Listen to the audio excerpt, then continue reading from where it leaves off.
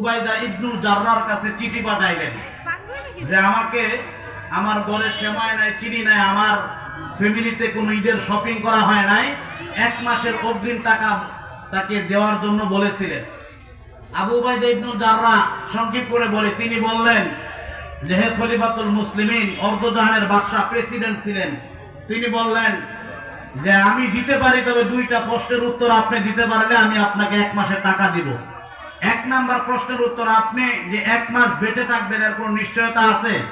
কথা বলেন, আছে? আপনি মাগরিবের পরে বাঁচবেন এর নিশ্চয়তা আছে? এই 1 নাম্বার প্রশ্ন। 2য় নাম্বার প্রশ্ন, যে আপনাকে 1 মাস জনগণ ক্ষমতায় রাখবে এটার কোনো নিশ্চয়তা আছে? হাসিনা আপা তিনি রান্না করেছেন, খাওয়ার মতো সময় পাইছে? কথা বলেন, পাইছে? এই জন্য যদি সৎ লোকের শাসন চান, ইনসাফ কায়েম করতে চান, তাহলে অবশ্যই ইসলাম প্রতিষ্ঠা করার জন্য সৎ লোকের প্রয়োজন আছে না নাই? আমি 57 বছর বয়সে রমজান মাসে খেজুর দেয় এটা জানতাম না, যদি হাসানাত আব্দুল্লাহ না জানাইতেন। কথা কোন ঠিক কিনা? এই আমাদের ফুলবাড়িয়াতে 34 কার্টুন খেজুর আসছে, সব দিয়ে দিছে। কথা কোন ঠিক কিনা?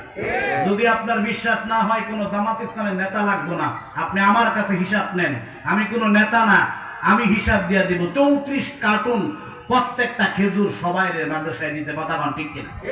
এই যে হুজুর ক্যামেরাম্যান, তিনি পাইছে, আমি ফুলবাড়িয়ার না, এই জন্য আমি পাইনি, নাহলে আমি আর আগে পাইতাম। কিন্তু 30 দামে কোনো কইতে পারি না, কারণ 30 তো গেছে আরেকজন।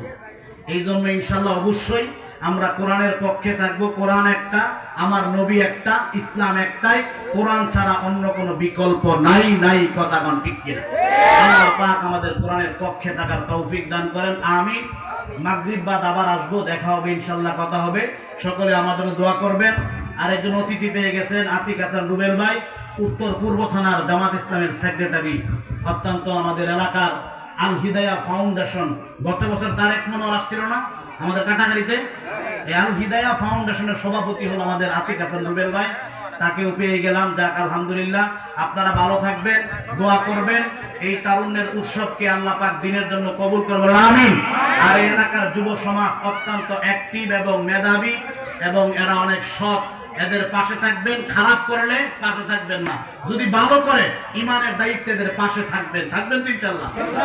খারাপ করলে আপনি তাদের পাশে থাকার দরকার নাই। যদি ভালো কোনো কাজ করে এই এলাকার যুবকরা, তাহলে পাশে থাকবেন তো ইনশাআল্লাহ। আল্লাহ পাক আমাদের সকলকে তৌফিক দান করেন, আমিন।